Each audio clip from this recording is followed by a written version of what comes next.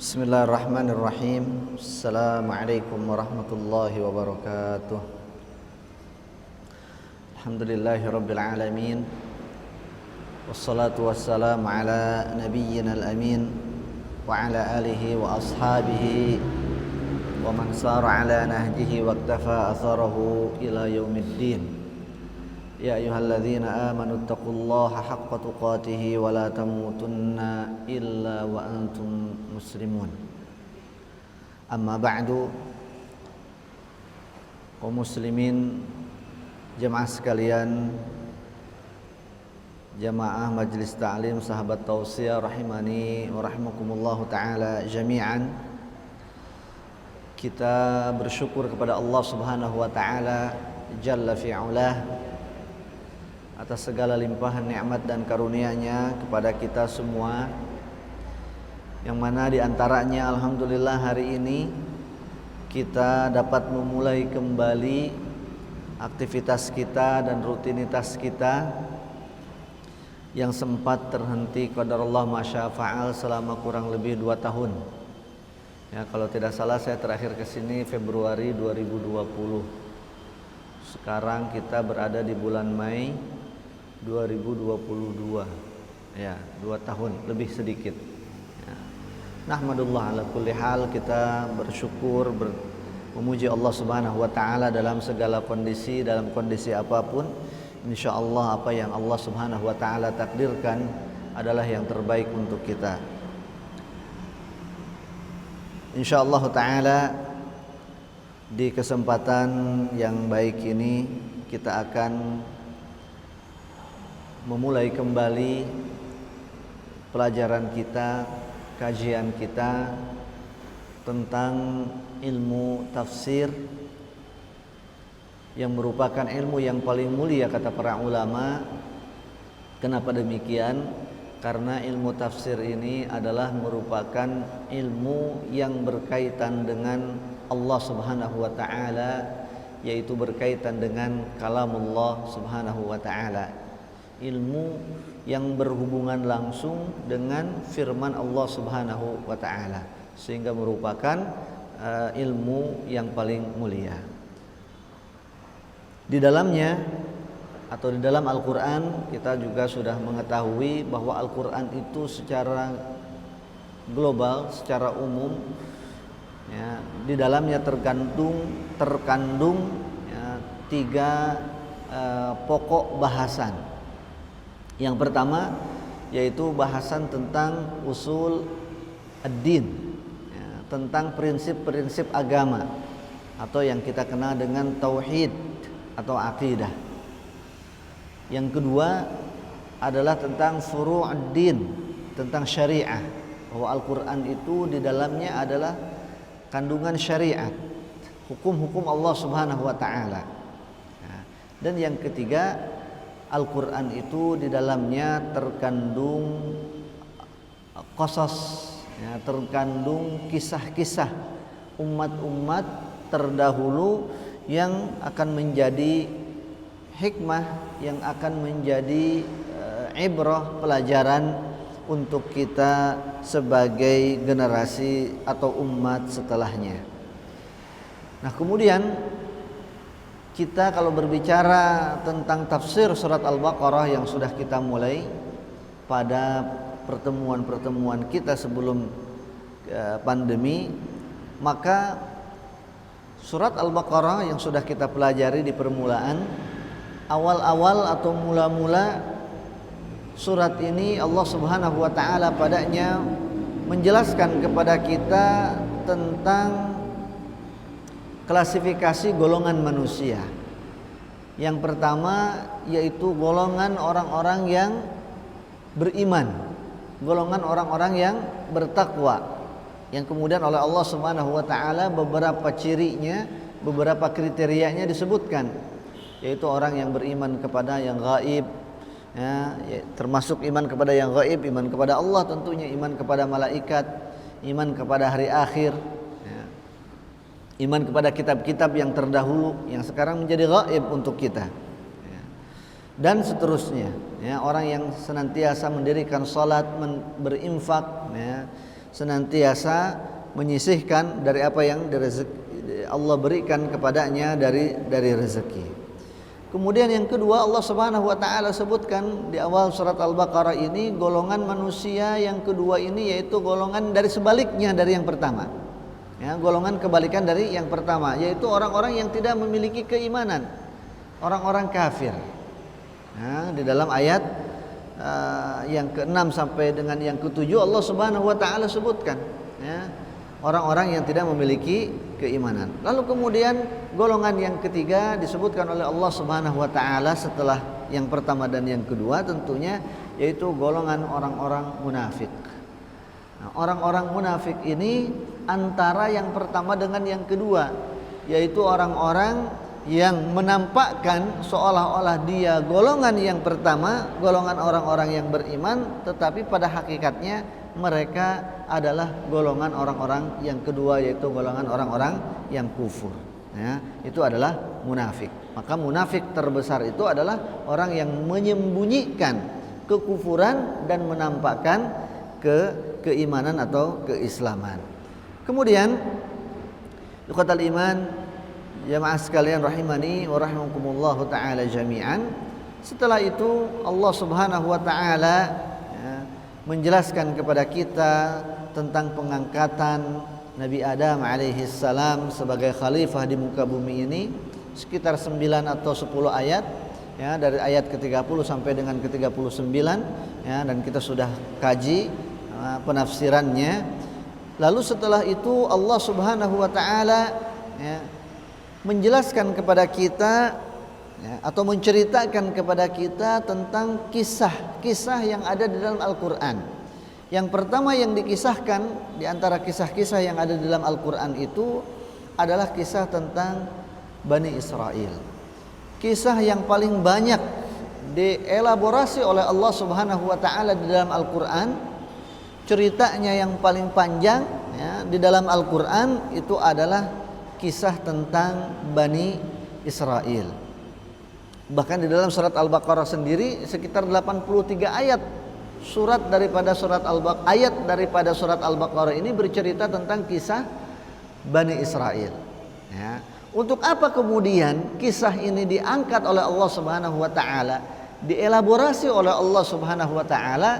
Tentu Allah Subhanahu wa taala memiliki tujuan, ada hikmah yang besar, ada pelajaran yang agung ya, yang terkandung di dalam kisah itu supaya kita kemudian mengambil ibrah, mengambil pelajaran. Nah, terakhir kita berjumpa ya, atau terakhir kita bertemu dalam majelis kita ini, dalam pelajaran kita ini, yaitu kita pada saat itu membahas tentang ayat Allah Subhanahu wa taala di dalam surat Al-Baqarah ini, ayat ke-55 dan ke-56. Ya, mudah-mudahan di situ ya kita terakhir pelajaran kita. Di mana Allah Subhanahu wa taala berfirman, ba'da a'udzubillahi minasyaitonir rajim, ya, wa idz qultum ya Musa lan nu'mina laka hatta narallaha jahrah fa'akhadhatkumus sa'iqatu wa antum tanzurun thumma ba'atsnakum min ba'di mautikum la'allakum tashkurun. Ayat ini insyaallah sudah pernah kita pelajari, tetapi tidak apa-apa kita ulang sedikit supaya refresh, mengingatkan kembali kepada pelajaran yang sudah lalu, dan kemudian supaya nanti kita lanjut, pada saat kita lanjutkan kepada ayat yang berikutnya insyaallah menjadi tersambung dengan enak insyaallah taala. Ikhwa fiddin azakumullah taala jami'an. Kisah tentang Bani Israel ya, ana sedikit ulangi, Bani Israel ini kenapa dikatakan sebagai Bani Israel ya, apa itu Bani, apa itu Israel? Bani itu artinya adalah keturunan, zuriyah ya. Kemudian Israel itu adalah nama lain ya, dari Nabi kita Nabi Ya'qub alaihi salam ya, putra daripada Nabi Ishak ya, putra daripada Nabi Ibrahim alaihissalam. Ya.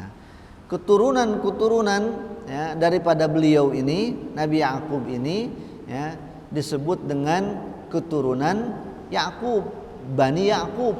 Ya, tetapi lebih dikenal dengan nama yang lain yaitu Israel, ya, yaitu sebagai Bani Israel, keturunan daripada Nabi Israel atau Nabi Yakub. Jadi kalau kita mengatakan Israel saja tanpa Bani, maka bisa jadi pemaknaannya, ya, secara bahasa itu adalah, ya, kepada Nabi Yakub alaihissalam. Nah, kisahnya banyak sekali di dalam Al-Quran, ya, mulai dari, ya, Nabi Ibrahim itu sendiri sebagai kakeknya yang lama kemudian menanti keturunan, setelah diberikan keturunan oleh Allah Subhanahu wa taala, yaitu Nabi siapa? Ismail dan Nabi Ishak, yang kemudian darinya, ya, ada keturunan yang bernama Yakub yang juga diangkat oleh Allah Subhanahu wa taala menjadi nabi, ya. Dan kemudian, ya, punya keturunan, ya, 12, ya, yang diantaranya adalah Nabi Yusuf alaihissalam. Nah, kemudian mereka ini hijrah ke Mesir. Ya, saya secara singkat kita ceritakan lagi hijrah ke Mesir, ya, di mana di Mesir itu mereka mengalami beberapa tahapan atau proses kehidupan, ya, sampai kepada suatu kondisi di mana mereka itu ditindas, bahkan diperangi oleh Raja Mesir, Firaun pada saat itu, di mana Firaun bermimpi bahwa akan ada anak laki-laki yang lahir dari bangsa Bani Israel yang kelak akan mengganggu eksistensi kerajaannya. Maka diperintahkanlah oleh Firaun bahwa setiap bayi yang lahir, kalau jenis kelaminnya laki-laki, maka harus dibunuh, ya, maka harus dibunuh, ya, dan seterusnya. Kita kisahnya insyaallah taala masyhur, kita semua sudah sering mendengarnya, bahwa kemudian Nabi Musa terlahirlah dan kemudian Allah mengilhamkan kepada ibunya untuk bayinya itu dihanyutkan, ya, dimasukkan ke dalam tabut, kemudian dihanyutkan di Sungai Nil. Lalu kemudian melintas di kerajaan, di istana, ya, kemudian dipungutlah oleh orang istana, oleh istri daripada Firaun itu sendiri, ya, sehingga selamatlah dia dari apa yang menjadi amar sang raja Firaun, bahwa seorang anak laki-laki yang baru lahir harus dibunuh, tumbuh besar dan seterusnya, sehingga kemudian menjadi petaka untuk istana Firaun. Maka pada saat itu orang-orang keturunan Bani Israel diperangi dan bahkan diusir, ya. Ini kalau sekarang mungkin apa? Upaya genosida, ya, bangsa Bani Israel, ya, suku Bani Israel akan dihabisi oleh Firaun di Mesir, sehingga terusir mereka, dikejar, kemanapun dikejar untuk dibunuh. Maka pada saat itu Allah perintahkan Nabi Musa untuk memimpin mereka lari dari Mesir, sampai mereka akhirnya terpojok di Laut Merah untuk pergi ke Palestina, ya. Mereka terpojok di Laut Merah, tidak mengerti lagi apa yang harus dilakukan, hingga Allah Subhanahu wa taala mewahyukan kepada Nabi Musa agar dengan tongkatnya itu dipukulkanlah ke laut, maka niscaya laut akan terbelah. Dan itu menjadi mukjizat yang terkenal, yang masyhur. Kemudian mereka lari, ya, menyeberangi lautan yang sudah terbelah tadi, yang menjadi daratannya, dikejar terus oleh Firaun dan pasukannya. Maka tatkala Nabi Musa dan pengikutnya, yang mereka notabene adalah siapa? Bani Israel, sampai di seberang Laut Merah yang ada di daratan Asia. Ini yang tadi Firaun ngejarnya dari mana? Dari Mesir, daratan Afrika, ya. Nyebrang ke sana ada di daratan Asia, walaupun sekarang daratan Asia tersebut masih menjadi bagian daripada negara Mesir, ya. Jadi masih satu negara kalau sekarang. Nyebrang ke sana, Kemudian pada saat mereka sudah sampai di sana, Allah Subhanahu wa taala kembalikan laut menjadi semula, tertutup lagi sehingga Firaun dan bala tentaranya tenggelam di sana. Selamatlah mereka di sana. Tetapi keselamatan yang sudah Allah Subhanahu wa taala berikan ini, anugerahkan kepada mereka ini, ya, disikapi bukan dengan kesyukuran, tapi justru dengan kekufuran. Di antaranya adalah, nah ini di sini mulai kisah-kisahnya, ya, di antaranya adalah pada saat Nabi Musa dipanggil oleh Allah Subhanahu wa taala untuk bermunajat secara langsung di Bukit Tursina, ya, dan mereka tinggal di situ, dititipkanlah kepada adiknya Nabi Musa yaitu Nabi Harun alaihi salam, ya, dan Samiri pada saat itu. Kemudian pada saat kepergian Nabi Musa untuk bermunajat kepada Allah Subhanahu wa taala, mereka malah berbuat syirik kepada Allah Subhanahu wa taala. Mereka bikin patung sapi, dan tidak tanggung-tanggung. Patung itu dibuatnya dari bahan apa? Emas. Ya, yang kemudian ada bolongnya, ya, di bagian perutnya dari depan sampai belakang, sehingga kalau tertiup angin ada keluar bunyi seperti suara. Ya, seolah-olah sapi itu hidup, berbunyi, bisa mengeluarkan bisa berbicara menurut pemahaman sempit mereka. Ya, disembahlah kemudian sapi itu dan seterusnya. Ya, kemudian untuk bertaubat kepada Allah Subhanahu wa taala, Nabi Musa perintahkan mereka, ya, untuk bermunajat kepada Allah supaya mereka diampuni oleh Allah Subhanahu wa taala.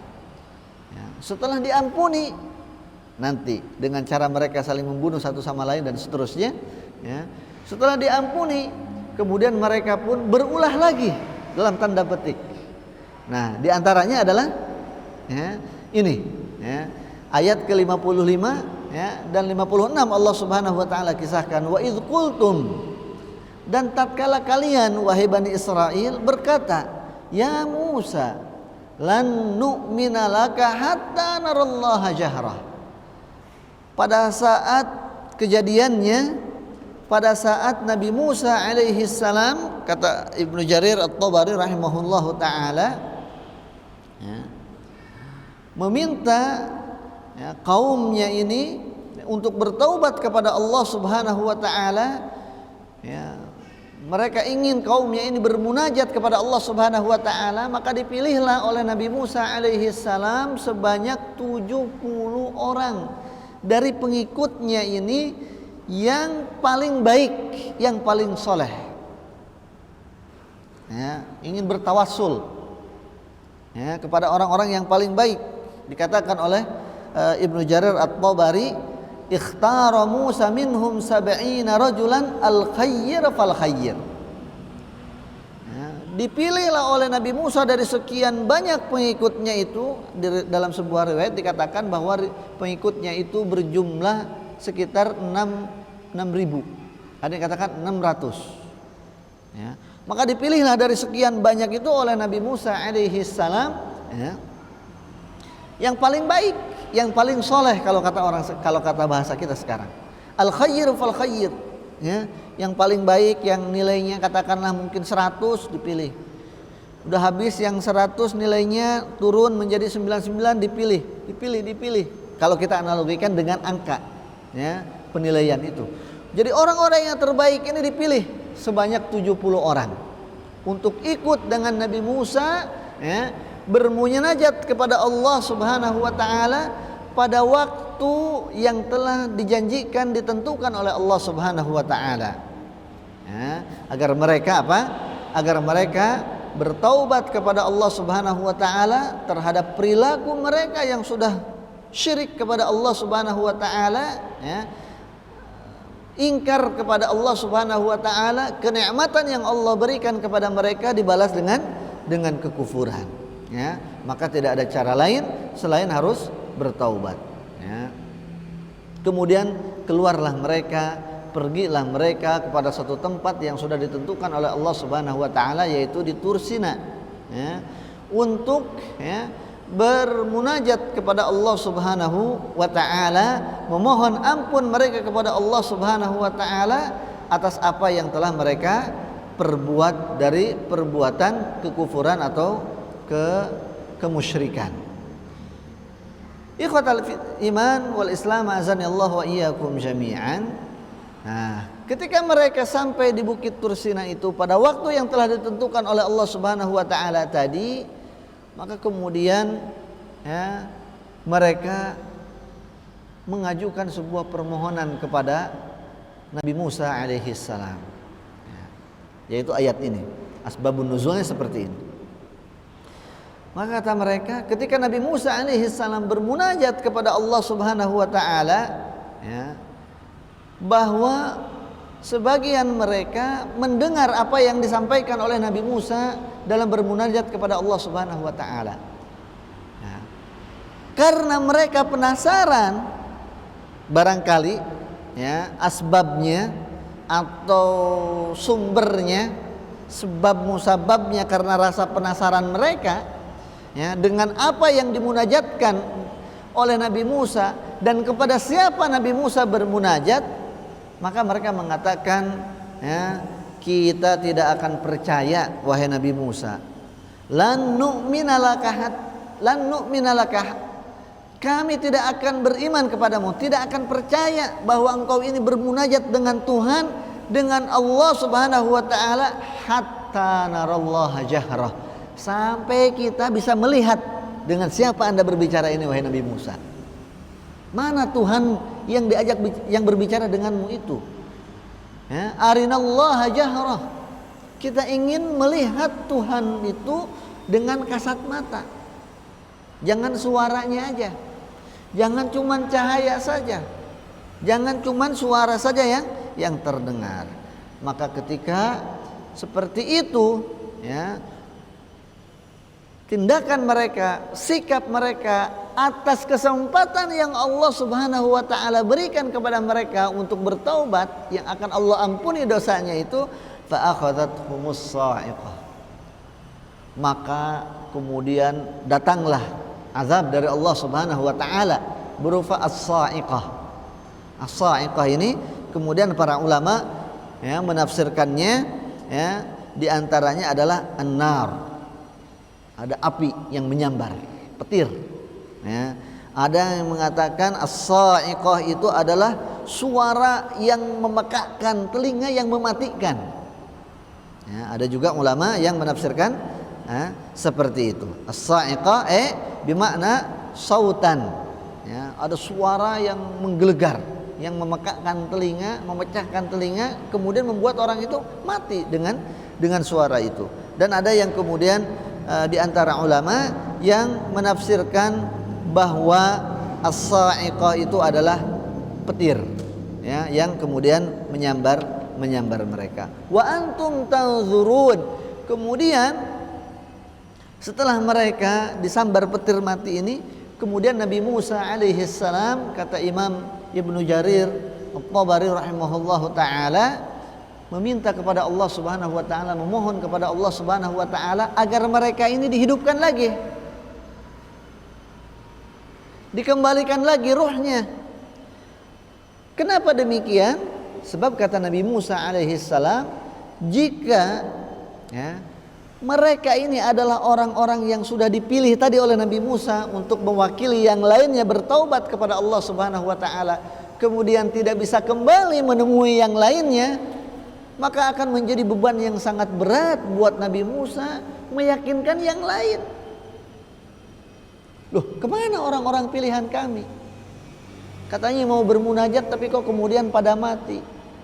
Kemana orang-orang yang terpilih dari kami, orang-orang yang paling keren di antara kita ya, yang katanya akan mendapatkan kasih sayang dari Allah, malah kemudian mati dan seterusnya. Ini logika-logika atau narasi-narasi yang pasti akan dibangun oleh Bani Israel, sehingga menjadi beban yang berat untuk Nabi Musa alaihissalam. Maka Nabi Musa alaihissalam mengatakan ya, kisah ini berkaitan dengan firman Allah Subhanahu wa taala yang lain, karena sekali lagi kisah tentang Bani Israel ini paling banyak ya dikisahkan oleh Allah dalam Al-Qur'an. Paling banyak dielaborasi, diungkap oleh Allah Subhanahu wa taala, disampaikan oleh Allah Subhanahu wa taala dalam Al-Qur'an. Tidak hanya pada surat Al-Baqarah yang sedang kita pelajari, tetapi juga ada di dalam surat Al-Maidah, ada di dalam surat Al-A'raf ya, dan yang lainnya. Maka di antaranya kemudian kisah ini bersambung dengan surat Al-A'raf ayat 155 sampai dengan dan yang berikutnya. Kata Nabi Musa alaihi salam kepada Allah, "Rabbi law syi'ta ahlaktahum min qablu wa iyyai." Ini ungkapan dari Nabi Musa alaihi salam kepada Allah Subhanahu wa taala, menunjukkan keterbatasannya kemampuan Nabi Musa sebagai seorang hamba. Meskipun beliau memiliki kelebihan-kelebihan yang sudah Allah Subhanahu wa taala berikan. Apa kata Nabi Musa alaihi salam, ya Allah, ya, jika mereka ini binasa, ya, jika mereka ini mati, kenapa tidak dimatikan aja sebelumnya? Sehingga itu tidak menjadi beban untuk Nabi Musa alaihi salam. Atau juga aku dimatikan, sehingga juga tidak menjadi beban. Ya, artinya sebuah keputusasaan, sebuah ungkapan yang menunjukkan betapa beratnya beban yang akan dipikul oleh Nabi Musa alaihi salam. Ya, apa yang sekiranya akan dikatakan oleh orang-orang berikutnya ketika orang-orang yang pilihan ini tidak kembali kepada yang lainnya, kepada kelompoknya. Ya, bagaimana mereka akan percaya kepadaku, bagaimana mereka akan beriman kepadamu, dan seterusnya. Ya, inna hudna ilaik. Ya, kemudian dijawab oleh Allah Subhanahu wa taala, ya, apa yang dikabulkan oleh Allah Subhanahu wa taala, apa yang menjadi permintaan Nabi Musa alaihi salam tadi. Maka kemudian Bani Israel yang 70 orang tadi yang meninggal, yang mati karena sa'iqah tadi itu, karena sayhah tadi itu, ya, kemudian dihidupkan oleh Allah Subhanahu wa taala. Dihidupkan kembali. Ya, ada penafsiran yang mengatakan bahwa kemudian dihidupkannya itu dan dimatikannya itu secara bertahap. Jadi sa'iqah terjadi, kemudian mati sebagian mereka, sebagian yang lain hidup dan menyaksikan. Ya, kemudian hidup lagi mereka, kemudian sa'iqah lagi, kemudian yang tadi hidup itu menjadi mati, dan yang tadi mati yang sudah dihidupkan lagi menyaksikan, sehingga betul-betul mukjizat ini menjadi pemandangan mereka, menjadi suatu hal yang didapati oleh Bani Israel yang 70 orang tadi itu. Ya. Kemudian apa yang terjadi? Ya, ikhwatal iman wal Islam, azanillahu wa iyyakum jami'an wa antum tanzurun tadi, mereka saling menyaksikan sa'iqah itu dan kejadian itu. Tsumma ba'atsnakum min ba'di mautikum la'allakum tashkurun. Kata Allah Subhanahu wa taala, kemudian kami bangkitkan lagi, hidupkan lagi itu mereka setelah mereka dimatikan itu, la'allakum tashkurun, mudah-mudahan kalian ini bersyukur kepada Allah Subhanahu wa taala.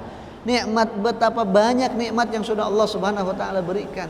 Bahkan yang terakhir tadi itu, mereka dimatikan, Allah hidupkan lagi, dan mereka saling melihat satu sama lain, di antara mereka mati kemudian hidup lagi. Mudah-mudahan harapannya adalah mereka bersyukur dengan cara mereka taat, ya, beriman kepada Allah Subhanahu wa taala, taat kepada aturan yang akan Allah Subhanahu wa taala perintahkan atau turunkan kepada mereka melalui nabi mereka, yaitu Nabi Musa alaihi salam.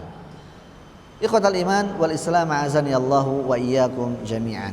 Nah, inilah di antara potret kejadian, ya, kisah yang terjadi dengan Bani Israel, di mana Allah Subhanahu wa taala memperlihatkan kepada mereka sebuah mukjizat, ya, menurunkan kepada mereka kenikmatan, ya, tetapi kemudian apa yang akan terjadi berikutnya dengan sikap mereka, cara mereka, ya, bersikap terhadap apa yang sudah Allah Subhanahu wa taala anugerahkan kepada mereka. Maka kemudian di ayat ke-57, ya, Allah Subhanahu wa taala kemudian berfirman, wa dhallalna 'alaikumul ghamam wa anzalna 'alaikumul manna wassalwa kulu min thayyibati ma razaqnakum wa ma zalamuna walakin kanu anfusahum yazlimun. Nah, Ini masih rangkaian kenikmatan yang Allah Subhanahu wa taala berikan kepada Bani Israel.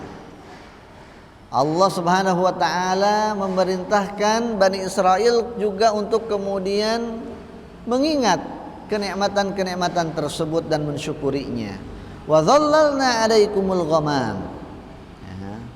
Ketika Allah Subhanahu wa taala tadi menjelaskan, menyebutkan tentang bagaimana Allah Subhanahu wa taala menyelamatkan mereka dari bencana. Mereka dikejar-kejar oleh Fir'aun, mereka diselamatkan, mereka kemudian ingkar. Kemudian mereka setelah keingkaran itu Allah Subhanahu wa taala berikan kesempatan untuk bertaubat. Ternyata mereka seperti itu lagi, mengulangi lagi. Dan kemudian Allah Subhanahu wa taala di sini sebutkan lagi kenikmatan yang Allah Subhanahu wa taala berikan kepada mereka, yaitu apa? Wa dhallalna 'alaikumul ghamam. Di mana mereka itu oleh Allah Subhanahu wa taala diberikan kenikmatan lagi yang tidak Allah Subhanahu wa taala berikan kepada yang lain, di mana Allah Subhanahu wa taala melindungi mereka pada saat mereka berada di dalam ketidakjelasan, tidak punya tempat tinggal yang permanen, mereka masih di dalam tempat yang tidak nyaman, di gurun dan seterusnya. Maka kata Allah Subhanahu wa taala, Allah selimuti mereka, Allah payungi mereka, lindungi mereka dengan apa? Dengan awan yang Allah Subhanahu wa taala kirimkan kepada mereka. Jadi meskipun di gurun nggak terik, nggak panas. Kenapa? Karena dilindungi oleh awan yang Allah Subhanahu wa taala perintahkan untuk menaungi mereka. Wa dhallalna 'alaikumul ghamam. Al-ghamam artinya adalah dalam bahasa Arab itu bentuk plural, bentuk jamak dari kata ghamamah yang artinya adalah awan. Kalau di dalam Ramadan kemarin atau Idul Fitri, kita sering mendengar hadis tentang jumlah tanggal untuk kita bersaum dan untuk kita berhari raya, yaitu kata Rasulullah SAW, sumu liru'yatikum wa aftiru liru'yatikum. Saumlah kalian, puasalah kalian untuk ru'yah yang kalian dapatkan, artinya ru'yatul hilal yang kalian dapatkan, dan beriftarlah, berlebaranlah karena adanya ru'yatul hilal yang kalian dapatkan. Nah, maka fa in ghumma 'alaikum, di dalam hadis yang lain kata Rasulullah fa in ghumma. Nah, ini kata-kata ghumma, ghamam, sama maknanya. Fa in ghumma, kalau kemudian mendung, fa in ghumma 'alaikum, kalau kalian kemudian kondisinya mendung. Mendung itu kenapa terjadi mendung langit? Karena ada awan. Jadi al-ghumma, al-ghamamah bermakna awan, mendung. Jadi langit dibuat mendung. Fa in ghumma 'alaikum fa akmilul iddata 30. Kalau kemudian ketika tanggal 29 itu ru'yah hilal dilaksanakan, tetapi kemudian terjadi ghumma, terjadi mendung, maka kata Rasulullah SAW, fa akmilul iddata 30, maka sempurnakanlah atau genapkanlah jumlah tanggal pada bulan itu menjadi 30. Jadi Sya'bannya kalau berawan menjadi 30, Kemudian Ramadannya juga kalau pada tanggal 29 itu ternyata sore harinya berawan, tidak bisa melihat hilal, maka sempurnakanlah menjadi 30. Jadi ghumma artinya mendung atau berawan.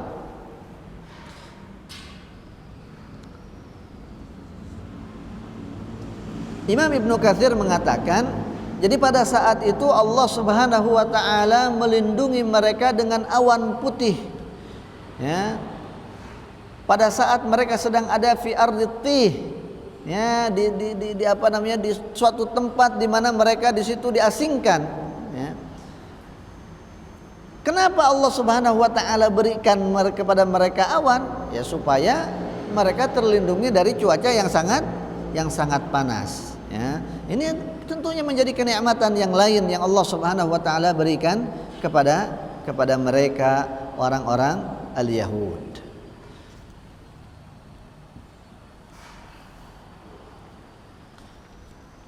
Wa dhallalna 'alaikumul ghamama wa anzalna 'alaikumul manna wassalwa. Kemudian pada saat mereka kondisi tadi di Ardi Tih tadi itu sudah dilindungi awan, kan mereka bukan orang penduduk situ aslinya. Bekal makanan mereka juga sudah habis. Maka apa? Allah Subhanahu wa taala kemudian turunkan kepada mereka al-manna wassalwa. Allah anugerahkan kepada mereka al-manna wassalwa tanpa harus mereka bercapek-capek. Allah berikan kepada mereka, kirimkan kepada mereka makanan. Al-man wassalwa. Apa itu al-manna wassalwa? Ya. Manna wassalwa, ya, ini bukan rumah makan.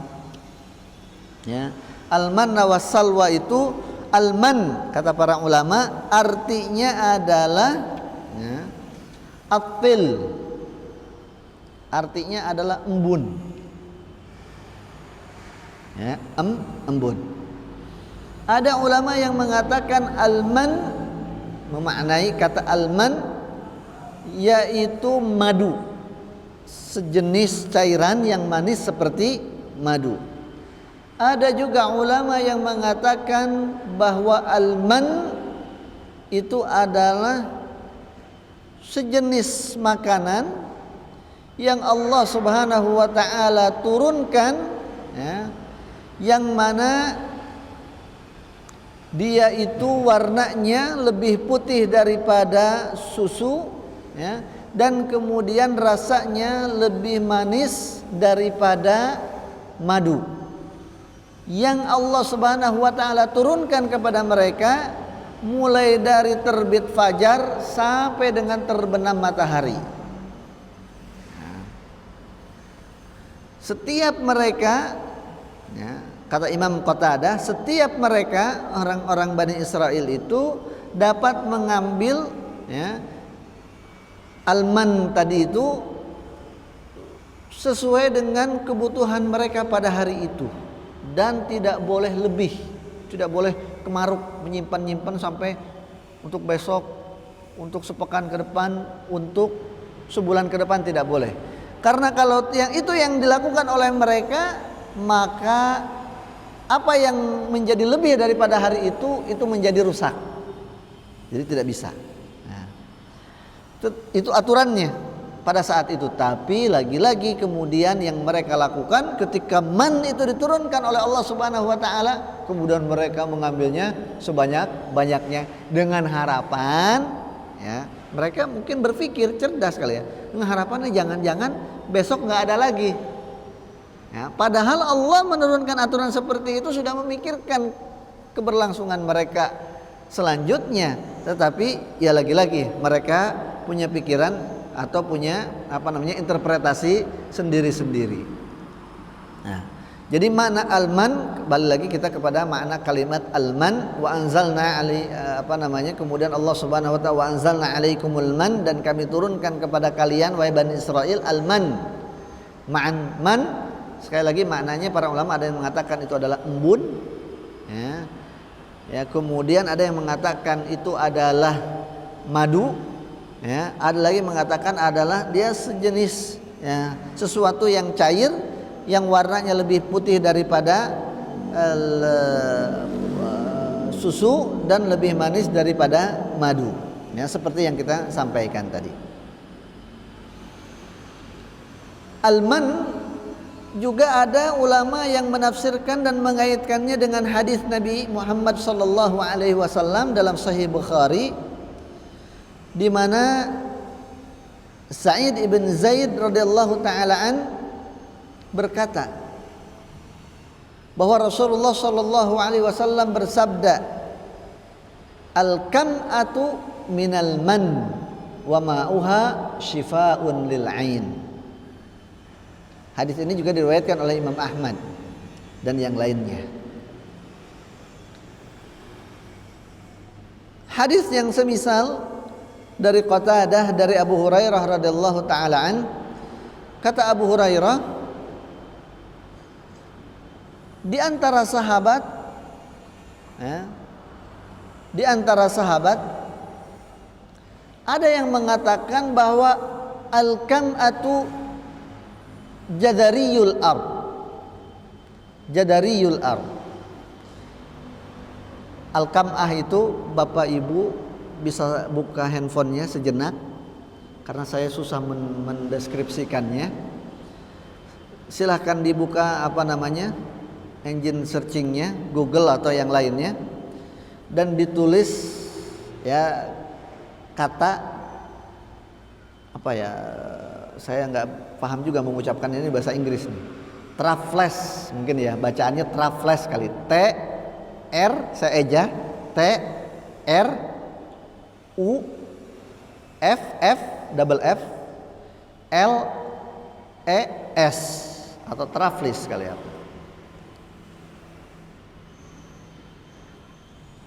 Ada muncul T R U F F L E S. Ada muncul ah? Hah? Huruf T R U F F L E S. Sudah? Coba antum lihatkan ke ana. Enggak, dari situ aja nggak apa-apa. Kayak umbi gitu kan? Kenapa? Iya, makanan, dia makanan. Sejenis jamur, bukan, dia bukan sejenis jamur. Jamur di situ ya. Taib, coba satu lagi. Satu kata lagi nih. Bahasa Yunaninya ini nih. Mungkin jamur ya. T E R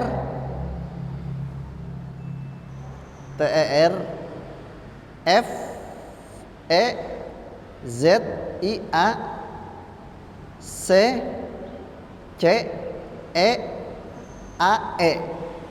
Nah, muncul gambar yang sama nggak? Sejenis jamur atau umbi. Ya, sejenis jamur atau umbi. Nah, itu al-kam'ah namanya dalam bahasa Arab. Ya, insyaallah dapat ya. Nah, itu di dalam bahasa Arab namanya al-kam'ah. Itu kan jenis tanaman hidup. Dia nggak ada daunnya, nggak ada pohonnya kan gitu ya. Tumbuhnya di dalam tanah. Nah, para sahabat mengatakan al-kam'atu jadariyul ar katanya. Kam'ah itu, benda itu atau tanaman itu, tumbuhan itu kata para sahabat adalah cacarnya tanah katanya. Cacar bentol-bentol itu yang ada nanahnya. Nah, katanya itu tuh cacarnya tanah. Itu orang nggak ada, tanaman itu nggak ditanam sama orang. Ya, dia tumbuh sendiri. Ya. Apalagi di padang pasir. Ya, pada saat masuk musim dingin, ya, atau dari dingin mau ke panas. Pada musim semi atau musim gugur. Nah, itu banyak itu tumbuh. Nah, para sahabat mengatakan itu seperti cacarnya tanah. Cacarnya tanah. Artinya konotasinya itu jelek, itu penyakit, itu nggak enak, itu jangan dimakan kan gitu konotasinya. Ya. Maka apa kata Rasulullah? Faqala an-Nabi alaihi salatu wassalam al-kam'atu minal man. Ya. Wa ma'uha shifaa'un lil 'ain. Kam'ah tadi itu saya nggak tahu bahasa Indonesianya apa, apakah jamur, tapi kayaknya kurang tepat kalau itu diartikan jamur, ya, karena di kita kayaknya wallahu alam ada atau enggak itu. Itu adalah salah satu jenis atau bagian atau jenis daripada alman, manna wa salwa itu yang dalam Al-Quran. Ya. Airnya yang dihasilkan dari al-kam'u itu adalah menjadi obat untuk penyakit ain. Kalau ada orang yang kena ain, nah itu bisa salah satu obatnya dengan al-kam ini. Ya. Bisa dia diperas, ya, dikasih air, di jus katakanlah begitu, kemudian diambil airnya atau direndam diambil airnya. ya. Metodenya atau caranya, tekniknya macam-macam. Wal ajwatu, kita lanjutkan dulu hadisnya. Wal ajwatu, ini hadis riwayat An-Nasa'i, wal ajwatu minal jannah wa hiya shifaa'un minas sum. Sementara ajwa, kita tahu ajwa, korma ajwa, kata Rasulullah SAW, dan ajwa itu adalah buah surga, kurma yang ada di surga. Jadi kurma, salah satu buah yang ada di surga itu adalah ajwa.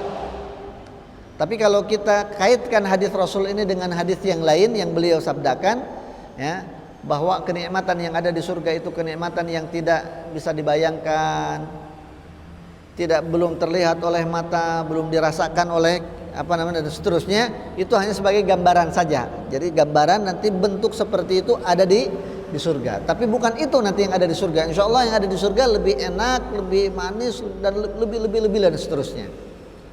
Wal ajwatu minal jannah. Ajwa itu buah dari surga. Ya. Wahiyya shifaa'un minas sum. Dia menjadi obat untuk sum, racun atau sihir.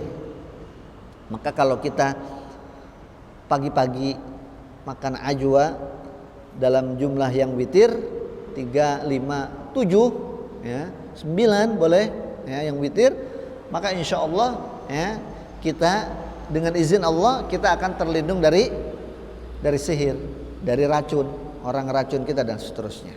Nah, hadis riwayat An-Nasa'i. Asyahid minal hadis, ya, pelajaran yang berkaitan dengan poin yang berkaitan dengan pelajaran kita dari hadis ini adalah kata Rasulullah al-kam'atu minal man. Bahwa Rasulullah menyebutkan man yang ada pada zaman itu sampai zaman ini, saat ini, yaitu al-kam, bahwa itu bagian daripada al-man.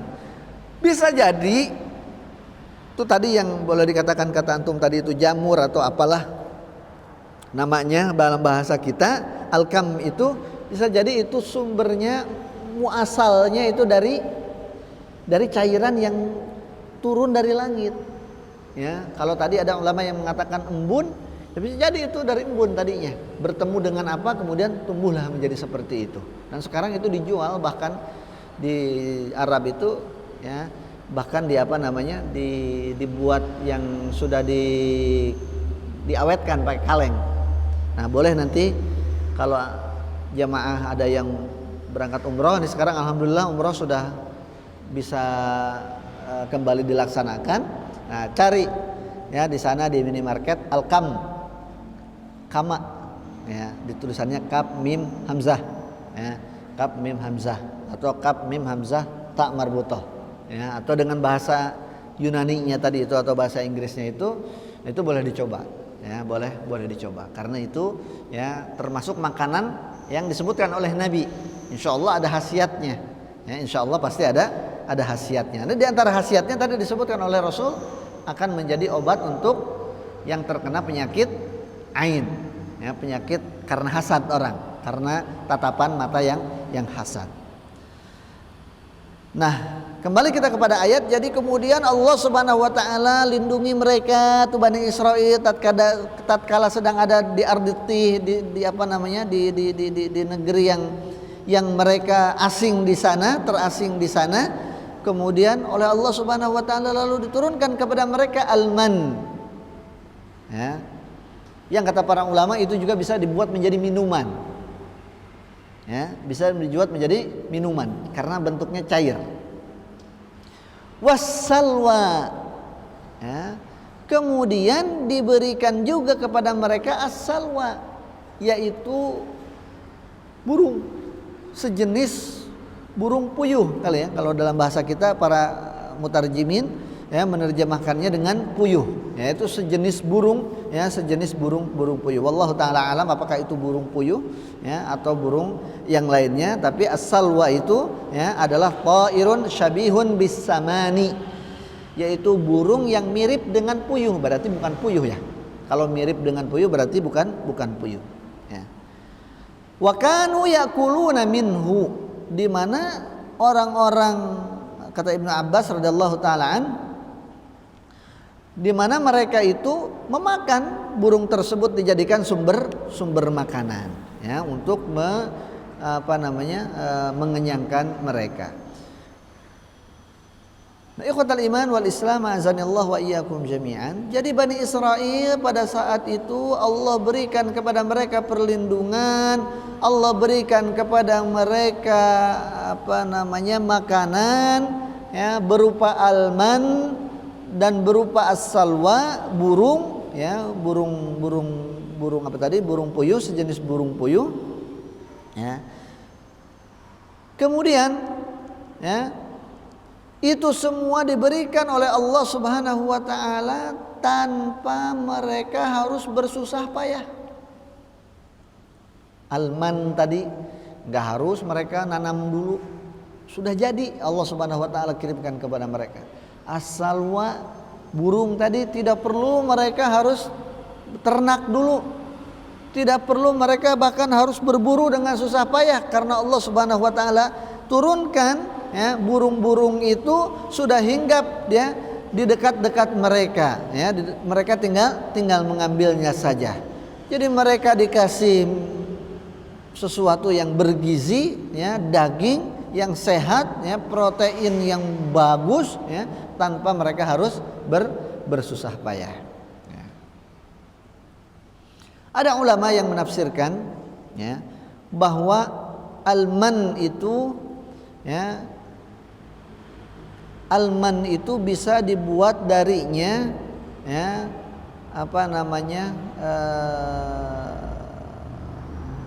bahan makanan pokoknya kalau kita nasinya ya. Kemudian as-salwa sebagai lauknya. Jadi sudah siap nih ya, nasinya ada, rotinya ada, lauknya ada. Maka apa? Ada yang kurang kan? Apa yang kurang? Minumnya, ya kan? Maka minumnya yang kurang. Maka dilanjutkan pada ayat yang berikutnya, ya. Nanti di ayat yang ke-60, ya. Wa idzistasqa Musa liqaumihi faqul nadrib bi'asaqal hajar. Ya. Kemudian Nabi Musa ya, diperingatkan oleh Allah Subhanahu wa taala kepada Bani Israil, wa idzistasqa Musa, dan kalian juga harus ingat kata Allah kenikmatan yang lain yang sudah Allah Subhanahu wa taala berikan kepada mereka, yaitu apa? Tatkala Nabi Musa ya, meminta kepada Allah Subhanahu wa taala untuk siapa? Untuk kaumnya, Bani Israil tadi. Meminta apa? Meminta air. Idzistasqa, talabus suqya, minta minum, minta air. Maka Allah Subhanahu wa taala lagi-lagi berikan kepada mereka kenikmatan. Apa kata Allah Subhanahu wa taala? Faqul nadrib bi'asaqal hajar. Wahai Nabi Musa, kata Allah, kami firmankan kepada Nabi Musa, idrib bi'asaq al hajar. Pukullah dengan tongkatmu itu batu yang ada di situ. Para ulama menafsirkan, dalam penafsirannya ada beberapa riwayat bahwa batu itu adalah batu yang mereka bawa,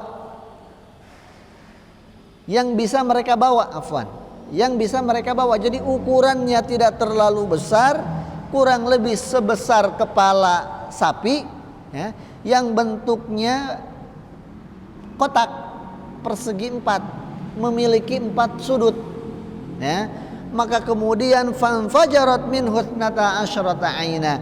Ketika dipukul oleh Nabi Musa alaihi salam batu tersebut, maka memancarlah 12 mata air, mancur dari situ 12 pancuran ya.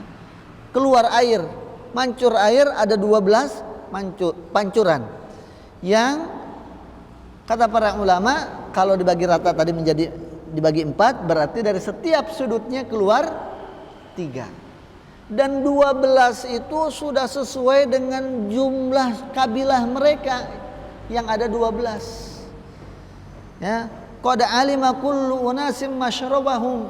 Setiap kabilah itu mereka sudah tahu masing-masing mana tempatnya, sehingga tidak perlu lagi berebut, tidak perlu lagi antri, penumpukan di situ, antrian panjang kayak antri minyak goreng dan seterusnya, nggak perlu. Ini sudah ada masing-masing sama Allah Subhanahu wa taala, diciptakan oleh Allah untuk mereka Bani Israil Ya. Jadi kenikmatan terus yang Allah Subhanahu wa taala berikan kepada mereka. Sehingga lengkap nih kalau kita berbicara kepada ayat ini tadi, tempat mereka tinggal sudah dilindungi oleh Allah dengan awan. Ya kan? Padahal mereka sedang dihukum sejatinya oleh Allah Subhanahu wa taala atas kemungkaran, kekufuran yang mereka lakukan. Tapi atas apa yang diminta oleh Nabi Musa alaihissalam untuk mereka, ya, dinaungi mereka dengan awan. Pada saat mereka tidak punya makanan minuman, Allah turunkan, dikirim oleh Allah Subhanahu wa taala kepada mereka al-man was-salwa. Tadi sudah kita terjemahkan apa itu al-man, apa itu as-salwa. Ya, sudah jahis, sudah siap, ya, makanan pokoknya, nasinya ada. Kalau orang kita nasinya ada, lauknya ada, dan lauknya enak, burung dara, burung salwa, ya. Kemudian kurang minum, lalu kemudian Nabi Musa memintakan untuk mereka batu yang ada di situ dipukul dengan tongkatnya, ya, kemudian dengan izin Allah keluar 12 mata air, ya, dan itu tepat, ya, jumlahnya seperti jumlah kabilah yang ada di mereka, di Bani Israel ada 12, sehingga tidak rebutan, tidak harus antri, dan seterusnya, ya. Maka ikhwatal iman wal Islam azanillahu wa iyyakum jami'an, ya, mereka diminta untuk bersyukur oleh Allah Subhanahu wa taala setelah mereka menikmati makanan dan minuman tadi itu. Kulu min thayyibati ma razaqnakum. Kata Allah, sekarang ini makanan sudah siap. Kulu min thayyibati ma razaqnakum. Silakan kalian makan. Min thayyibat, dari kebaikan. Berarti yang Allah turunkan kepada mereka tadi itu makanan pilihan, thayyib. Ya ayyuhalladzina, ya ayyuhan nas, ya, kata Allah Subhanahu wa taala, hai manusia, ya, kulu mimma fil ardi halalan thayyiban. Kalau halalnya udah pasti, ya, karena satu tumbuhan, satu burung, halal, ya, thayyib lagi, ya, halalan thayyiban, ini sudah halal, sudah thayyib. Maka kata Allah, kulu min thayyibati ma razaqnakum, dari kebaikan, ya, rezeki yang sudah kami berikan kepada kalian. Wa ma zalamuna walakin kanu anfusahum yazlimun, ya, kami tidak pernah menzolimi mereka, menzolimi kalian wahai Bani Israel, walakin kanu anfusahum yazlimun, tapi diri mereka lah yang kemudian berbuat zalim. Jadi Allah itu tidak pernah menyia-nyiakan makhluk yang sudah diciptakan olehnya. Dan memang Allah Subhanahu wa taala berikrar dalam Al-Qur'an, tidak ada makhluk yang Allah ciptakan abatha, sia-sia. Yang pertama, yang kedua, ini juga hikmah untuk kita kaitan dengan pelajaran yang dapat kita petik daripada ayat ini. Apa? Bahwa setiap makhluk yang Allah ciptakan itu sudah Allah berikan kepadanya paket lengkap rezekinya. Sehingga orang Bani Israel tadi itu sudah kufur, ya, dikasih kesempatan kufur lagi, kasih kesempatan kufur lagi, tapi tetap Allah Subhanahu wa taala berikan kepada mereka apa? Rezeki. Ya. Karena memang kata Allah Subhanahu wa taala, "Wa ma min dabbatin fil ardi illa 'alallahi rizquha." Tidak ada makhluk apapun yang hidup di atas muka bumi ini illa 'alallah, kecuali menjadi tanggung jawab Allah. 'Alallah, 'ala itu di dalam bahasa Arab artinya mengandung kewajiban. Mengandung arti kewajiban. Jadi menjadi kewajiban Allah, menjadi tugas Allah, rizquha, untuk memberikan rezekinya. Sudah dijamin. Nah, salah satu contohnya adalah kisah Bani Israel ini. Sudah ingkar, kasih kesempatan kufur lagi, kasih kesempatan kufur lagi, tapi tetap aja Allah Subhanahu wa taala berikan kepada mereka apa? Rezeki, bahkan rezeki yang baik.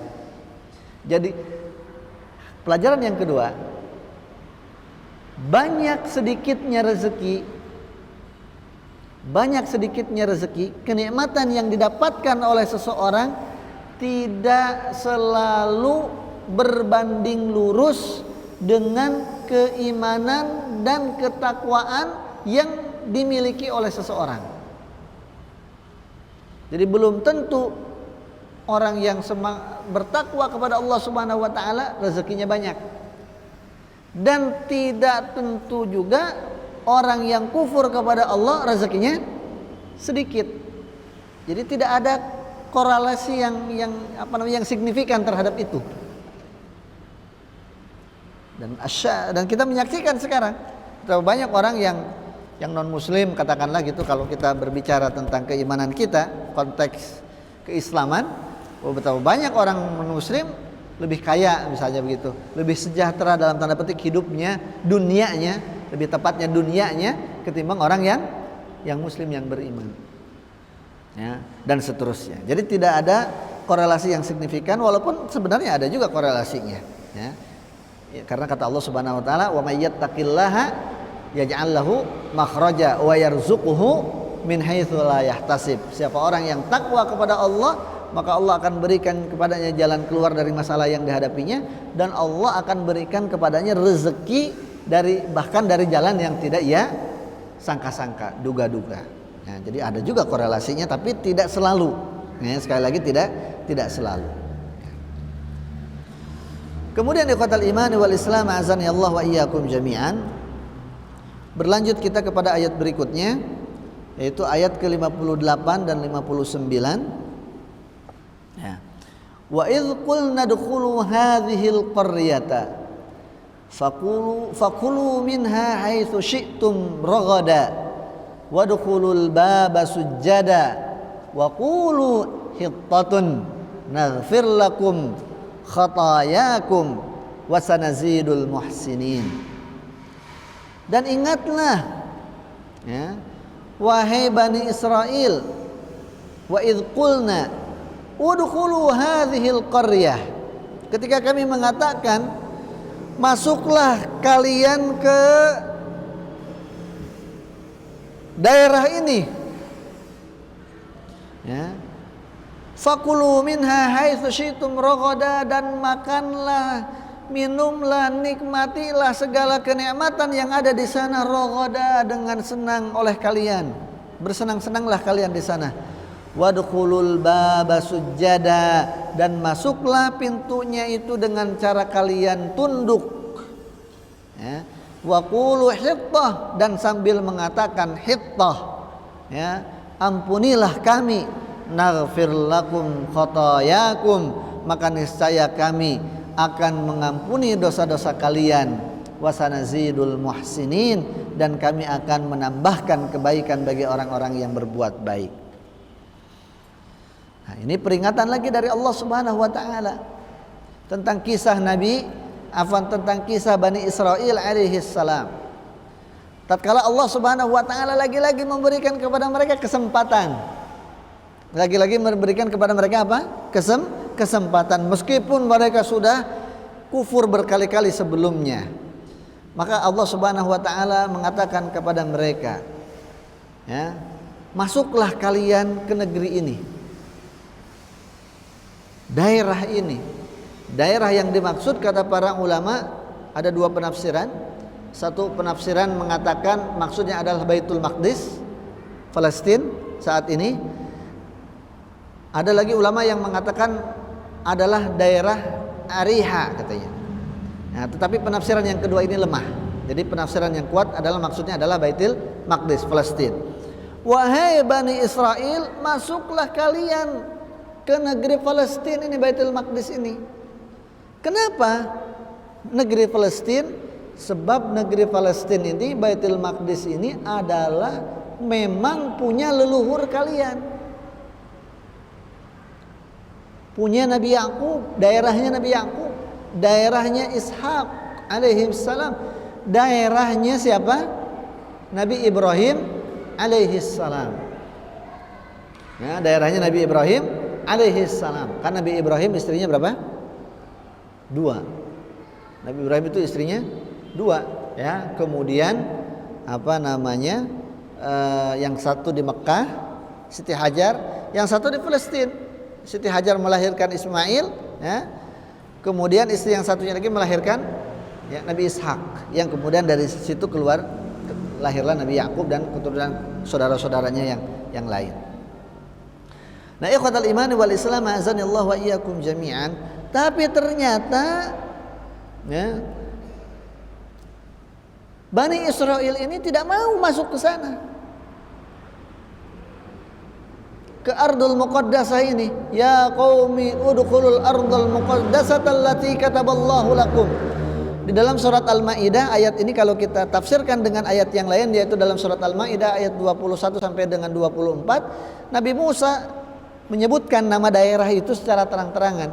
Allah sebutkan secara terang-terangan apa yang dimaksud dengan hadhil qaryah, daerah ini, yaitu Al-Ardul Muqaddasah, yaitu Baitul Maqdis. Jadi Nabi setelah mereka tadi itu terkatung-katung itu, dibawa masuk ke sana supaya mereka bermukim di sana, tanah leluhur mereka. Tapi kata mereka apa? Ya, di dalam surat Al-Maidah itu disebutkan di sana ada penghuninya.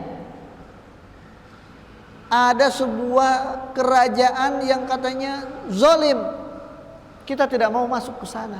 Insya Allah nanti kita akan sambung kisah ini ketika kita nanti sampai pelajarannya pada surat Al-Maidah dan surat Al-An'am. Mereka mengatakan apa? Udkhul anta wa rabbuka faqatila innaha huna qa'idun. Ini lihat Bani Israel. Sudah dikasih kenikmatan yang tadi berbagai macam itu, dan sebelumnya di pelajaran kita yang sebelumnya kita sebutkan betapa banyak kenikmatan yang Allah berikan kepada mereka. Ketika Allah akan berikan kepada mereka ya, wilayah yang dapat mereka itu tinggal kemudian di sana, hanya gara-gara di sana itu ada penduduk yang zalim dan mereka diperintahkan untuk berjihad mengusir kerajaan yang zalim yang menguasai di sana itu. Mereka bilang enggak mau. Mohon maaf Nabi Musa, ya, kita nggak bisa jihad, kita nggak bisa perang, ya, kita capek, sudah jauh dari Mesir ke sini dan seterusnya. Kemudian mereka mengatakan apa? Idhab anta wa rabbuka faqatila. Ya, kalau memang itu daerah punya kita, daerah itu untuk kita, wahai Nabi Musa, idhab anta, pergilah engkau wahai Nabi Musa, engkau sebagai pemimpin kami, nabi kami. Idhab anta wa rabbuka, pergilah anda dan Tuhan anda. Faqatila, berdua engkau perangi itu di sana kerajaan yang zalim itu. Innaha huna qa'idun, kita mah mau duduk di sini aja menanti. Nanti kalau sudah berhasil kasih tahu, nanti kita akan datang. Kan ini mohon maaf, ini dalam bahasa kita apa ya, sangat tidak sopan. Saya tidak ingin mengatakannya kurang ajar karena bahasanya kurang bagus. Ini tidak sopan sekali kepada pemimpinnya, bahkan kepada nabinya mereka mengatakan seperti itu. Ya udah, ente aja yang perang, sana sama Allah katanya. Nanti kalau sudah berhasil kasih tahu, nanti kita datang. Karena ini masya Allah sangat-sangat tidak sopan. Ya.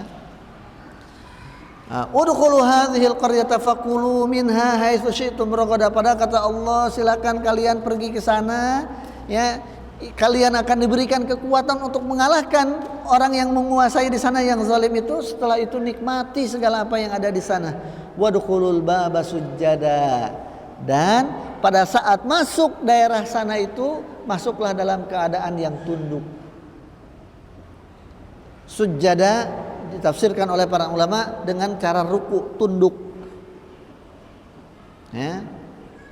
Wa qulu hittah, dan pada saat masuk katakanlah kepada Allah Subhanahu wa taala hittatun.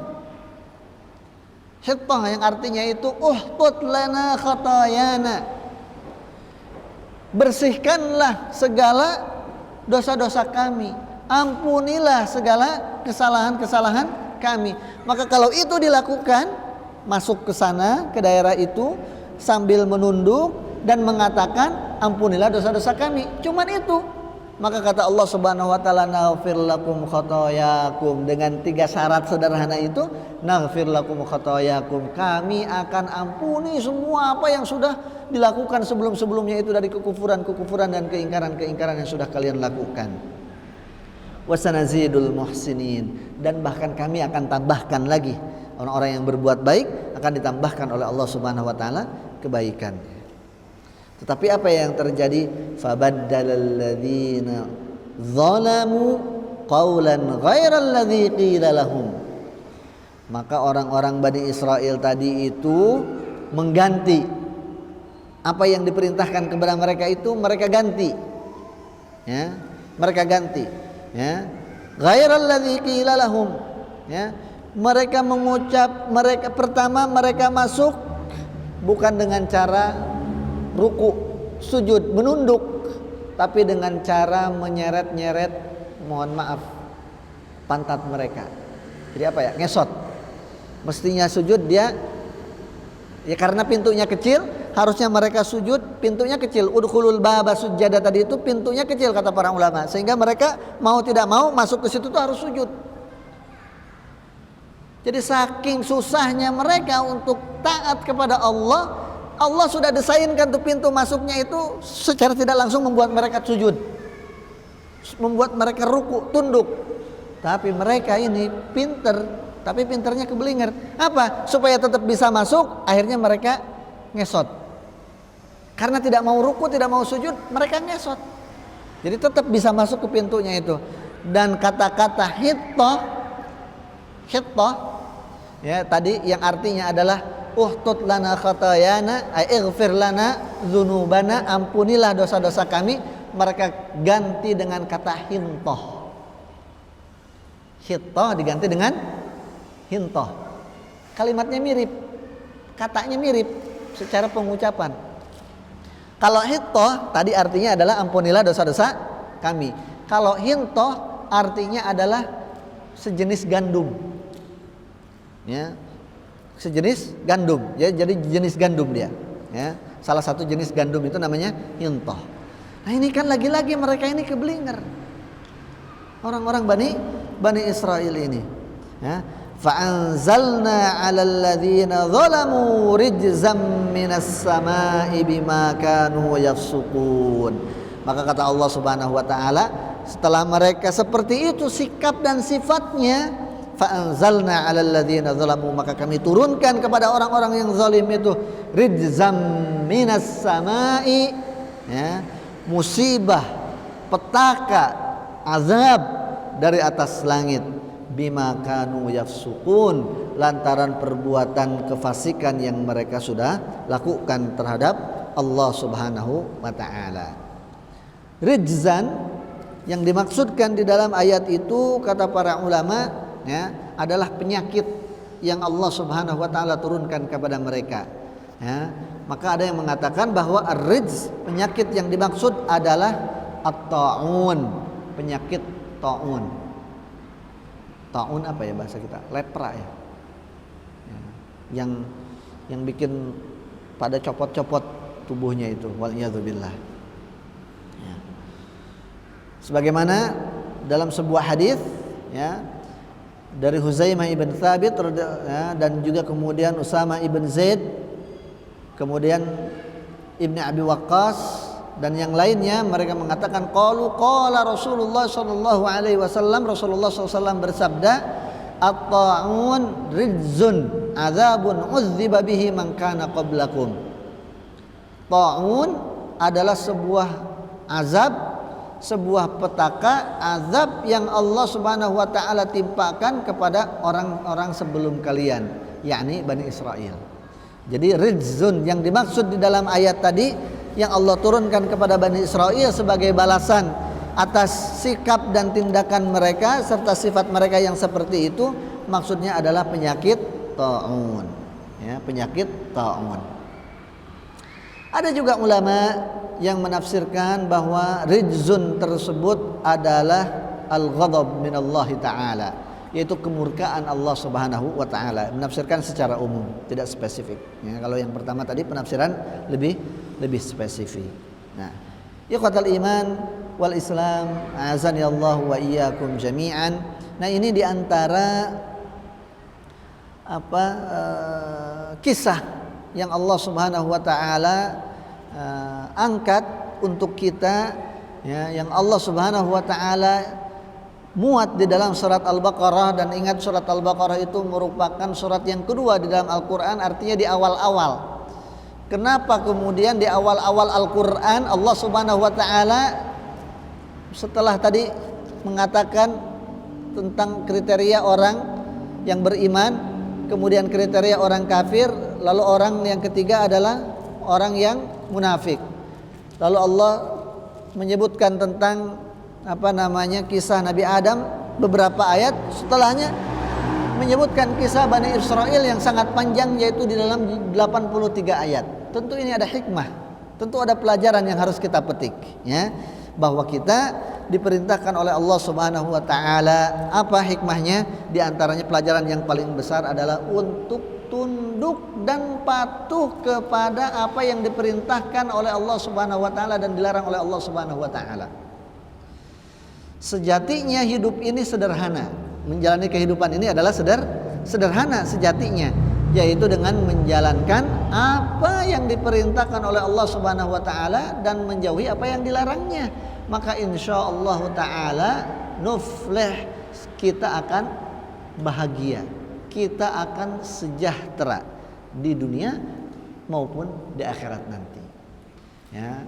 Jadi kenapa Allah Subhanahu wa taala letakkan kisah Bani Israel ini di awal-awal Al-Qur'an? Ya, kita supaya mengambil ibrah, ya, bahwa dulu ada sebuah kaum yang diutus kepada mereka para nabi dari golongan mereka sendiri, tetapi mereka kemudian ingkar, ya.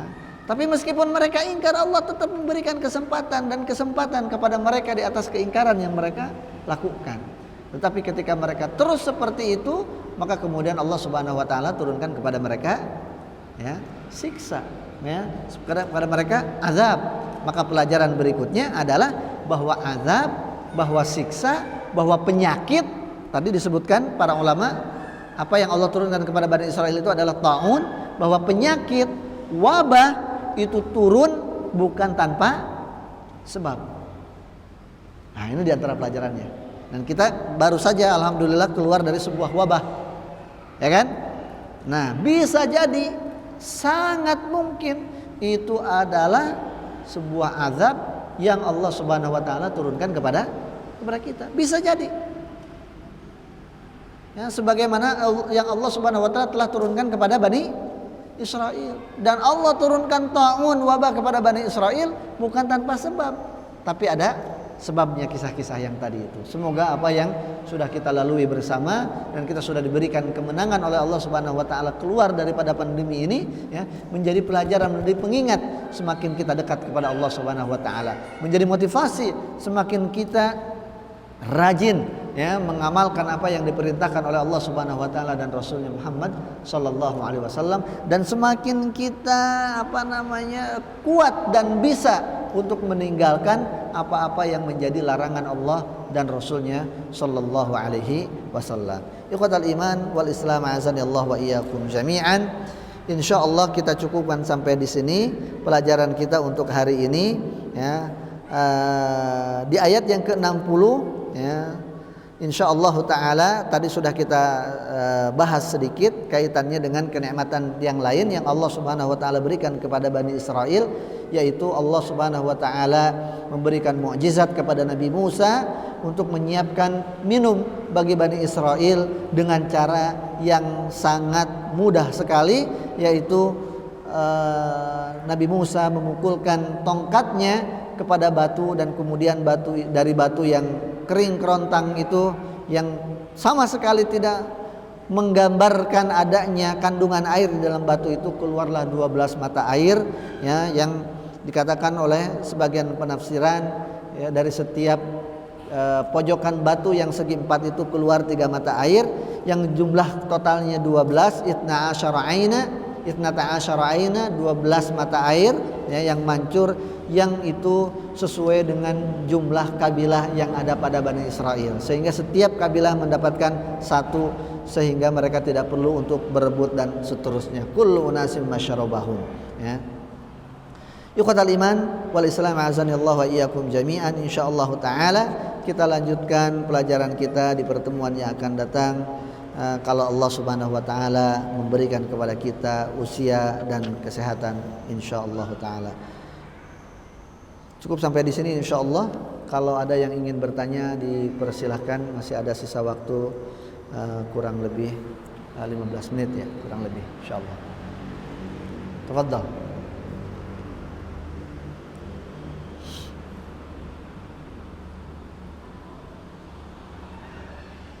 Ya, silakan Bapak.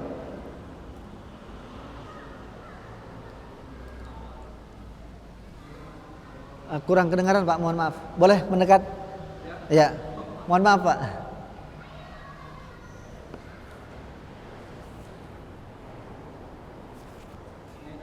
Ya, cukup insyaallah. Jazakallah khair. Waalaikumsalam warahmatullahi wabarakatuh.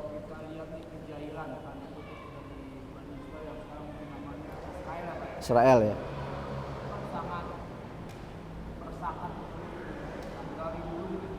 Sampai sekarang.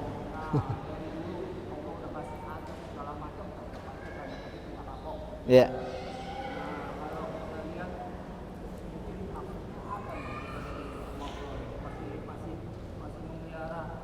Bani Israel gitu ya. Iya. Manfaatnya apa gitu ya?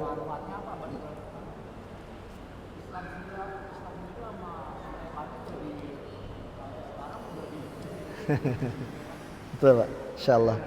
Baik. Terima kasih Pak, pertanyaan yang sangat bagus, barakallahu fiik. Jadi beliau bertanya apa hikmah Bani Israel itu diberikan kesempatan berulang-ulang seperti itu, padahal mereka sudah jahil, sudah ya seperti itu. Bahkan sampai saat ini negara yang namanya Israel itu ya, begitulah sikap dan perlakuannya terhadap kaum muslimin ya, dan juga keingkarannya kepada Allah Subhanahu wa taala. Lalu apa hikmahnya? Nah, kurang lebih seperti itu ya poin dari pertanyaannya. Jamaah sekalian rahimani wa rahimakumullah taala jami'an. Allah taala berfirman di dalam Al-Qur'an, kata Allah, kalau saja Allah Subhanahu wa taala berkehendak, menginginkan, maka Allah Subhanahu wa taala jadikan umat manusia ini satu warna, satu tipe. Ja'alan nasu ummatan wahidah, ja'alan nasa ummatan wahidah. Allah jadikan umat manusia ini satu umat, semuanya taat, patuh, tunduk, iman kepada Allah Subhanahu wa taala, takwa, semuanya semua kepada Allah Subhanahu wa taala. Allah mampu. Ya. Tetapi Allah Subhanahu wa taala punya kehendak. Ya, tetapi Allah Subhanahu wa taala punya kehendak dan maha berkehendak. Maka sunnatullah artinya menjadi hukum Allah, skenario Allah ya, dijadikanlah di dalam kehidupan ini apa yang menjadi iradat kauniyah. Ya, iradatullah al-kauniyah. Yang hikmahnya adalah iradah kauniyah itu sesuatu yang Allah ciptakan tetapi tidak sesuai dengan hukum Allah keberadaannya. Katakanlah tadi Bani Israel yang seperti itu terus. Contoh yang lain mungkin diciptakan, katakanlah, mohon maaf kalau binatang ada B2 gitu kan. Ya, kenapa ada gitu kan, padahal itu haram. Ya kan? Atau yang temannya yang suka menggonggong gitu kan. Kenapa ada diciptakan padahal itu haram untuk kita, dan seterusnya. Nah, banyak hikmah kata para ulama. Banyak hikmah. Di antaranya yang paling besar itu adalah sebagai ibtila, sebagai ujian untuk kita kaum muslimin, sehingga itu menjadi ladang kebaikan untuk kita. Adanya, mohon maaf tadi kalau saya contohkan B2, binatang yang menggonggong, adanya itu kemudian kita tidak menyentuhnya, dalam tanda petik tidak memakannya, maka itu menjadi kebaikan untuk kita secara tidak langsung. Ya, rekening pahala kita itu nambah tuh tiap saat karena kita selalu menjauhi itu. Ya, jadi Allah menginginkan kebaikan sesungguhnya untuk kita dari itu. Nah, sekarang kenapa Israel itu tetap eksis? Bahkan dia punya kelebihan yang kita miliki. Cerdas, ya kan, katanya orang sana cerdas, sehingga dia bisa bikin teknologi yang kuat, sehingga pasukan tentaranya menjadi kuat karena teknologi persenjataannya yang sangat canggih dan seterusnya, ya. Sehingga kaum muslimin di sana seolah-olah tidak punya daya atau tidak bisa mengimbangi kekuatan yang mereka miliki dan seterusnya. Dan itu akan terus, Pak. Kalau kita baca hadis-hadis yang ada tentang Bani Israel, tentang Yahud dan tentang akhiruz zaman, ya, itu nanti akan akan match, akan link, akan match kisahnya itu sampai akhir zaman.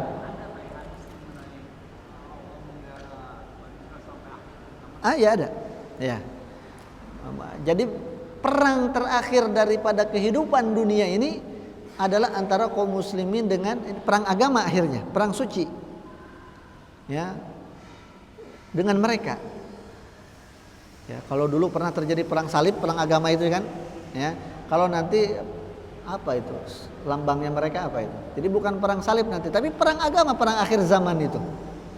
Sampai-sampai dikisahkan oleh Rasulullah SAW bahwa pada saatnya nanti itu ketika dipimpin oleh Imam Mahdi, kaum muslimin itu pasukan kaum muslimin dipimpin oleh Imam Mahdi, orang-orang Yahudi itu kocar-kacir, mereka akan bersembunyi di balik batu, di balik pohonan, ya, dan mereka paling banyak akan bersembunyi di balik pohon gorkot, pohon yang rindang, yang mereka bisa bersembunyi di situ.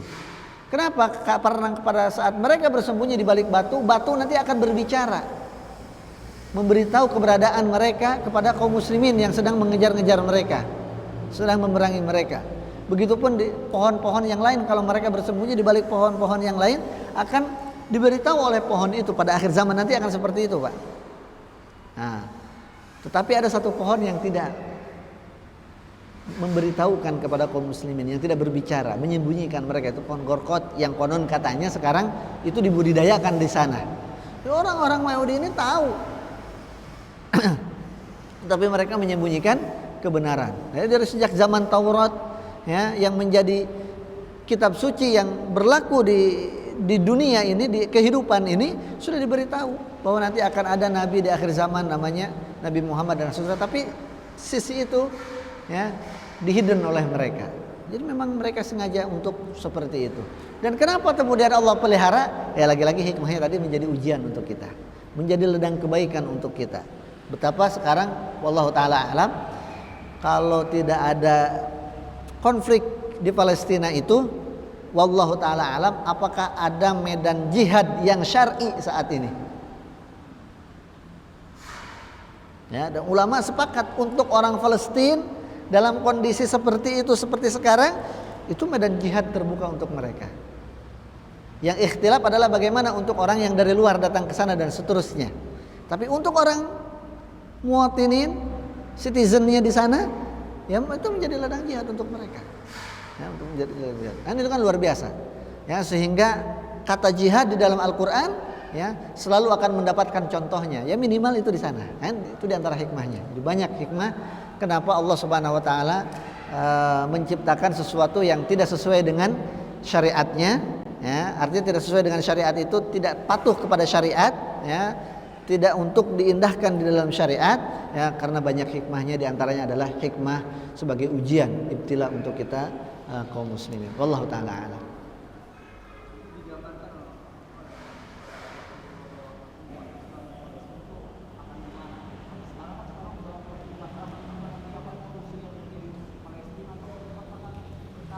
Ya. Ya, wallahu taala alam. Secara waqi' di lapangan, kejadian di lapangannya spesifiknya akan seperti apa, tapi kalau saya secara pribadi dengan keterbatasan bacaan saya, bahwa itu akan terus terjadi konflik itu, wallahu alam, sampai hari kiamat. Sampai hari kiamat. Ya, wallahu alam. Terima kasih Pak atas pertanyaannya. Barakallahu fikum. Cukup insyaallah ya. Barakallahu fikum jami'an. Kita cukupkan sampai di sini kajian kita untuk hari ini. Insyaallah mudah-mudahan Allah berikan kepada kita taufik untuk kita menjalankan apa yang menjadi perintah Allah, ya, memberikan taufik untuk kita memupuk keimanan kita dengan ketaatan-ketaatan kepada Allah Subhanahu wa taala sehingga kita ya terhindar dari sifat-sifat yang ada pada orang-orang Bani Israel ya, sehingga kita termasuk hamba-hamba Allah Subhanahu wa taala al-muttaqin, at-ta'in, yang taat kepada Allah Subhanahu wa taala, yang takwa kepada Allah Subhanahu wa taala. Allahumma amin. Kita tutup dengan doa kifaratul majlis. Subhanakallahumma wa bihamdika asyhadu an la ilaha illa anta astaghfiruka wa atubu ilaik. Wa sallallahu ala nabiyyina Muhammad wa alihi wa sahbihi ajma'in. Wa akhiru da'wana alhamdulillahi rabbil alamin. Wassalamu alaikum warahmatullahi wabarakatuh.